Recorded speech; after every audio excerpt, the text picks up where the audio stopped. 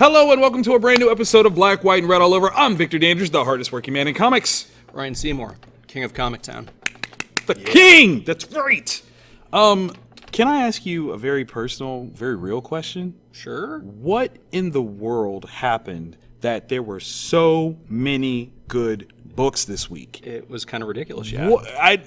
So okay, Empire 4, which has continued to be good. Yes. That came out a bunch of new number ones. Right? Some returning favorites from the past. Yeah, it's a good week. Batman. Yes! Like, there were so many... Okay, like, we only have so much acrylic. Mm-hmm. And it was really... It was hard. I think I actually read books in the double digits trying to pare this down. This was ridiculous. It was a ridiculous week. Yeah. But we did it. For you, we did this. And we're here. We're going to talk about them. Okay, so in the honorable mentions, we got two that are the same. One that's different. Where do you want to go first? Oh, man. Can we talk about Metalshark Bro? 100% we can. 100% we can. Metalshark Bro, baby. It has returned. Assault on Hamzig Island. That is already, like, from the cover alone, you're just like, yes! And Hamzig is a hamster Danzig. Yeah. It's not going to spoil anything. No. When it hits. Right here. It's right here. I mean, this is amazing. Shout out to the writers, Bob Franz, Kevin Koof. Like, I love you guys. You guys are my guys. Walter Ostili does the art. This is a lot of fun. It's through Scout Comics now. They actually just had a Kickstarter. For Ninja Nuns? Yes. So no, that one just started. Oh, that just... There was a Metalshark Bro Kickstarter a little bit ago. I put in on it. But Ninja Nuns, you definitely want. Bob put that up. And Ninja Nuns. Which I believe it's a spin-off of... I believe so, too. Which, okay, so in this one... Oh, my God, this is so magical. This is... I don't even know how to how do you start getting into this without spoiling anything? Like Metalshark Bro's best friend gets kidnapped while he's on the job. And so Satan has to break the deal he made with Metalshark Bro to get his friend back. Metalshark Bro has perky nipples when he makes his return. There's a lot of that action. There's some like Cthulhuid action.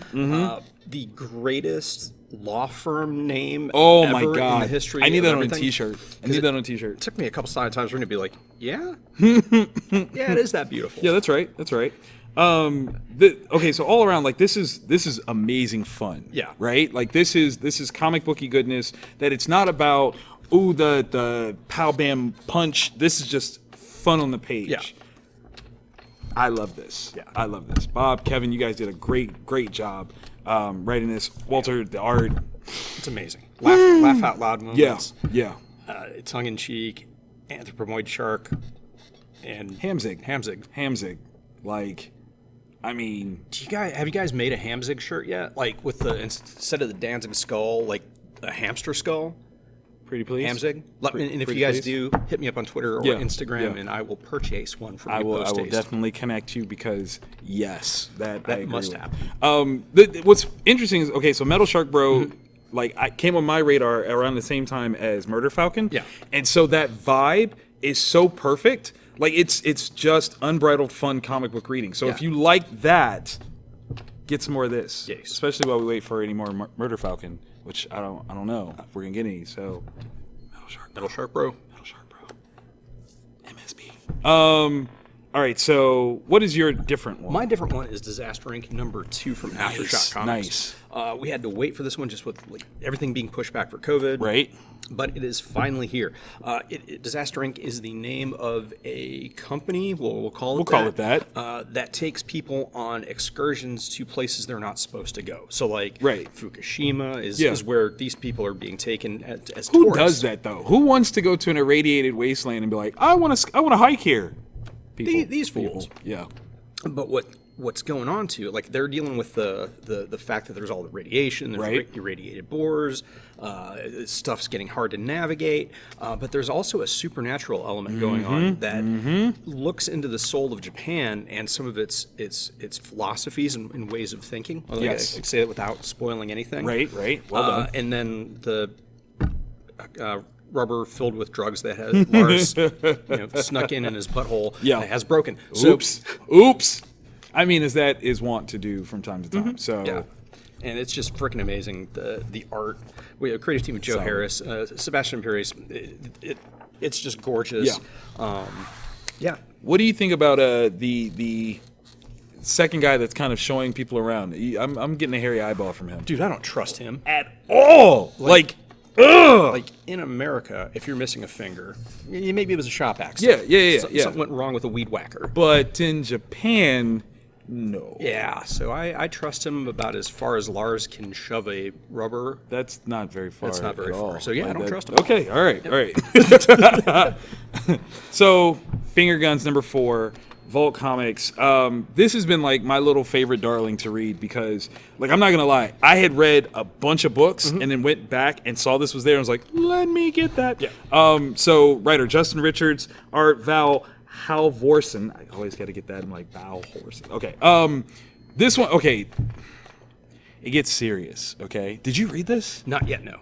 That was part of my... Can I show you a thing? Yes. I'm going to show you a thing. Try not to react because that could be a spoiler. Okay. The way this goes in terms of teen-friendly content, it is probably one of the best comic books that I could recommend for a non-traditional comic book reader. It's so heartfelt. It's so very like character driven. Again, it's not about fights and tights. This is just really cool. If this does not get a show, I don't even know what. Like, I'm here for this. And the narrative thread just keeps taking big jumps and leaps. Yeah. The picture I just showed you. Yeah. I don't even know what that's gonna mean Yeah. for this, but very cool. Very, very cool. I love Finger Guns. It's awesome. Yeah. Yeah. Oh, baby. This was a treat. I was not expecting it. Like, Krista Faust, incredible writing. Mike Diodato Jr., always awesome Right? art. 5-issue miniseries kicks off Bad Mother #1. Shut your mouth. AWA, Upshot. I grabbed it on a lark. I really did. I was like, well, what is this? Like, let me try a new #1. I'm game. Let me try it. This was dope. Yeah. We're talking, okay, so as the Hollywood trope has been of late of older gentlemen coming back to become action stars, there has been an absolute absence of that same voice for the ladies. Not in this comic book, though. This comic book is designed to showcase the not your typical, bombastic, supercut female warrior that can take punches to the face. This is your everyday person, possibly having experienced some trauma. Yeah. Because now about to get up in it. Yeah. And you don't mess with Mama Bear's cubs. Oh, please don't. Please don't. Because she'll get you. Yeah. Diodato Jr. does a great job of walking you through this. Now, I wasn't as familiar with Krista's work, so I am definitely now a new fan and will gladly be really reading solid. more. Absolutely. Especially the letter in the back. Yeah. That was really cool considering, okay, so a lot of times when you are writing something like this even, you're putting yourself into it. Yeah. She very clearly is like, nope, that ain't me. That ain't me, and I'll tell you why. And it still comes off as very authentic, very cool, well written. Yeah. Yeah, because the book I got to get to the 6 for this week was the new issue of Buffy Vampire Slayer from Boom Studios, which was really, really good. And I was like, well, which set of badass women? So, if you're looking... There's a lot of badassery on the women's side this week. All for it. Okay, so moving on to the acrylic, what do we got? I think we got 2 that are the same. No, just one. Just one. Oh, wow. Although I did read that one. Okay, I was going to say, I did read. I listen, it was hard, okay? All right, it was tough. What took its place? Okay, talk about that one. Okay. Because that's a bold Listen. Firepower #2. Now, issue 1 drops this week as well, and I read that one, and I had to cut that one too. Yeah. Ugh. The reason why I cut that one, though, is it's technically the free comic book day issue, so if you missed out on that one, you have a chance to get it in the new issue 1. The reason why this gets it, this has a long sequence of a fight that is totally silent. Really? Yes, and Chris Samnee, on Chris Samnee's strength alone, and no diss to Bobby K, you know I love you, but on the strength of the storytelling of that alone, it had to hit the acrylic. It was amazing. And again, I got to give love to Bobby K because what the story here is there's a fight going on around the family, and the family sleep, and he doesn't want the family to know. Oh. So, like, literally all of this beautiful, glorious page after page of action, totally silent, like... And it's ninjas. Ninjas, okay? Done. All right. Ninjas fighting in silence in the... I was like, how do you get, like, on the edge of your seat on a silent read? Like, that is so stupid. But I was here. It's there. I was right here. It makes me wonder, like, okay, would it be dope to have, like, a silent ninja movie? Like... That's nothing but silence. Nothing but silence, because that's the way the ninjas have to fight. Like, why don't we have that? Yeah. I'm gonna just throw that out there, Hollywood. But yeah, this book, Firepower #2, wow. Just on that, if you are a comic book creator and you want to see some masterful storytelling, okay, I think I got it. That's fair. Oh my god! All right, so the heartwarming, uplifting, Literal. Story of the week is DCeased, Dead Planet #2. Tom Taylor, Trevor Harrison. The art is just so You can dirty. taste it. You can taste it. It feels like you're in that apocalyptic world where the anti-life equation has been corrupted and everybody is now kind of a zombie, so to speak. Yeah.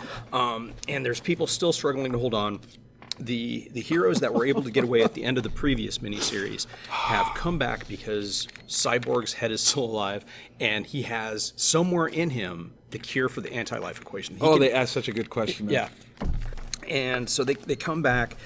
People are trying to survive. We start to dealing with like the Justice League Dark kind of crew. And Shadow Pack, what's up? Swamp Thing shows up and he wants them to help him with something because there is another place similar to what Poison Ivy created in the previous miniseries, and that's what Swamp Thing would want. Right, like, oh, sweet, there's another refuge for the plants. Yeah, and only there's a catch. Yeah, there's a major catch. Yeah, and when you get to that major catch, it's so like, and there's touching moments where like. Yeah, that right there was an amazing moment of like from a character that normally isn't particularly beautiful. Yeah, absolutely beautiful. He's closed off at all times. He's just like his dad, but like here in this moment, and then you get to, okay. So when I got to this part, and it was this, and they were like, "That's not what it is." I was trying to figure out what it was. Yeah, I went through like possibly a lantern core. I did that. What it is absolutely terrifying. I did not figure that out. How do you get away from that? You don't. You don't. And the way it does, it's, oh my gosh. And it's so many people. Right? It's so like many. John Carpenter's The Thing, like all the stuff that was too much to put in the movie. They put it in this book. Yeah, like how put it in this book. I just want Tom Taylor to know that everything is going to be all right. 2020 will end, and there is hope on the other side, okay? I really want you to know that, because the things that you're writing in this... You need some Xanax, brother. Bro, and a hug. Xanax and a hug. It may be a cuddle. I don't even, like... Man, it was so hard to put that back. That was so hard. Yeah. Yeah, it was that thing at the end that clinched it. Oh my God. What could it be? Yeah. I will turn the... Oh, God. Oh my God. No, because, I mean, how... Okay. There have been hints of how powerful this individual is. Yeah. But we never actually seen it. Yeah, he never does anything that makes you think, oh, yeah, he really is. Yeah. But that might be the answer. Like, that right there. It's a planet killer. Like, is there... I don't know who can stop it. I literally don't know who could stop that. Yeah. Like, and okay, so I got mad. Okay, I'm gonna tell you why I got mad. I was invested. I was there. Yeah. And I get to that last page, not realizing that I was at the last page. That is the worst, best feeling of all time. Yeah. I want y'all to know, y'all took me to a place because I wasn't even paying attention to the page count. I was just reading story. Yeah. And you stopped at that. Yeah. Yeah, it was like the time my dad tried to lose me and like drove me out into the country and like, yeah, get out. I didn't realize it was the end of the page. And that's where I was. And that's where you are. That's where it cut off. So moving on to happier things. I don't know which one you want to do. Which one you want to do? I think both are Tim Seeley.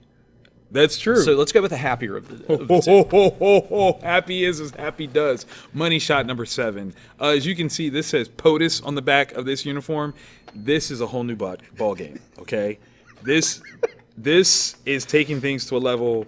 Oh my God. Okay, so there is a thinly veiled, very thin sort of, reference to who this presidential candidate could be. Yeah. President Kirk. That's their name. Kirk. Get it right. Because clearly Kirk's with the, the most despicable person. Like, you immediately hate them within panels. Who are they trying to reference that? It's a reach. It's a reach. Reach around for this book because it is so amazing. Okay, here's the thing. There's a sequence in here that is absolute sexy, right? There is some naughty business going on. Yeah. Why are you not paying attention to the naughty and actually focused on the plot-driven conversation? How do you do that? Where is the 12-year-old boy inside of me that's not ooh, look, nakedness? And I'm actually well, actually, she makes a good point when she says that. Oh, no, this is.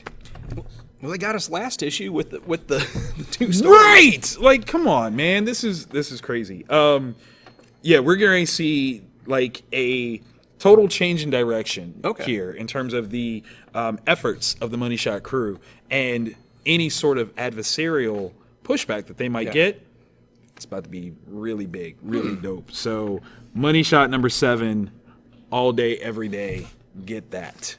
Which always, when I tweeted out of the store account for Comics on Twitter, and I hashtag Money Shot. You gotta be careful with that. You gotta be careful. I really wonder, is there some poor bastard that is going through Twitter oh yeah, this hashtag, and then they just come across our happy asses oh yeah, and this book was really funny. Yeah, and you're like. Or they keep watching. They keep watching. Are you money shotting on a book? Is that what you're doing? Is that what's happening? If I go to Comic Town, I can do a money shot. Sure can. And you're gonna get somebody to come in. And you're like, no. No. All right, $5. COVID. Yeah, COVID. All right. Also from Tim Seeley, Vampire: The Masquerade, Winter's Teeth. Ton of people working on this book. Yes. Written by Tim Seeley. Drawn by Devlamaya Premenick. The Anarch Tales, written by Tinny Howard and Blake Howard. Drawn by Nathan Gooden. All tales colored by Addison Duke. Lettered by And World. The Vampire the Masquerade world is a huge role-playing game, live-action role-playing game. It has been around for years. And it mines the nihilist darkness and hopelessness. You become a vampire. These aren't happy vampires. Oh, nice. No sparkles. These, they all know they're descended from Cain. They all know ultimately there's nothing. And one of the few laws is you don't kill your kind. That's one of the few laws. Okay. And they also, the Masquerade that references this system under which they live that makes it so nobody outside of the vampire community, as best as possible, knows of their existence. Oh. Because if you're asleep during the day, someone can come and kill you. Oh my God. And so super dangerous. Yeah, so it's really good. And so this one picks up with the tale of basically someone who's a fixer for the vampire that's in charge of the Minnesota Twin Cities area. And she's kind of laying down the law. Someone did something wrong. And a lot of it is, if you're not familiar with Vampire the Masquerade, they are walking you through the different parts of it, like how the structure of government works, what the different groups of vampires, because the different families have different abilities and different personalities. Cool. So it's really cool, and it's walking you through all this because there's a lot to pick up on at first, and there's a heartwarming moment where she's been ordered to create another vampire. Okay. Doesn't wanna? Well, she's torn on it. I'll tell you off camera. Oh, okay. Because you're like, oh, you could, but then what? And it's amazing. It's grisly. It's beautiful. Nice. I mean, the art and all the artists have just done an amazing job. And it brings you into this world and sets you up with all the knowledge that you need to have. That's dope. So going forward, when they really begin, because there's some court intrigue going on where there's some people planning to split the Twin Cities into two. Right. So yeah, it's just amazing. I really dug it. For people that have been starved for vampire content since there hasn't been a lot going on with the RPG in the last few years. Right. Pick this Dude, up. what a good get. That's from Volt. Yeah. And as a license, that sounds pretty unique. Yeah. I wonder how many other RPG entities will be looking at. If this sells well, I mean, you got tons of them. Like, I mean, you got D&D, right? Which IDW has, but they only don't do a lot with it, right? Yeah, there's a ton of stuff out there. Wow, especially if you only set it up where you're following one single narrative, as opposed to really taking advantage of the gameplay aspect, where everyone can make up a character. So any new people that you have can just create something new, and that's in this world. That would be so cool. You guys got to do that. Never, ever swipe right with the Sons of God. Ever. I think that's the moral of the tale. Definitely. The Virgin Brides, issue 2. Issue 2. We've only been here for 2 issues. Yeah. This is dark poetry. This is eloquent violence. It's misery. Yeah. And I love it. Okay, so there are young girls that are being raised. If you read the first issue, you'll know. They are being raised to be the consorts of the angels. Can we say that? Not angels. What do we call them? Well, they're in the Bible. They're referred to as the sons of God. Whatever. Right. It does refer to them as that. You're absolutely right. You're absolutely right. Like, one interpretation is they're angels. Right. Another interpretation is something horrible and very horny. So these young girls are being raised in almost like this commune, and once they get their blood flower, that's a term, they are now eligible to be wedded to these beings of immense fortitude. There are 2 young ladies that ain't about it, and they're not about this life. At the beginning of the tale of last issue, neither had received their flower yet. But there's this hatching of like, look, I'm not with this. Like, I don't want it. I'm not doing it. I got up to the mountain. I saw what happened. Yeah, like, I don't want none of this. And last issue ends with one of them gaining their period. So this issue picks up like right after. And if this is not the strangest, greatest adventure, like, this is like Mad Max biblical times. Like, that's what this is. And I tell you what, these ladies on the mountain, They scare me. Like, this whole scenario here, where they just ran through and was like, yeah, y'all belong to us now. Yeah. What? Yeah, it's the most violent recruiting drive I have ever seen. Yeah. Like, can you imagine if, like, Mary Kay was sold like this? Right?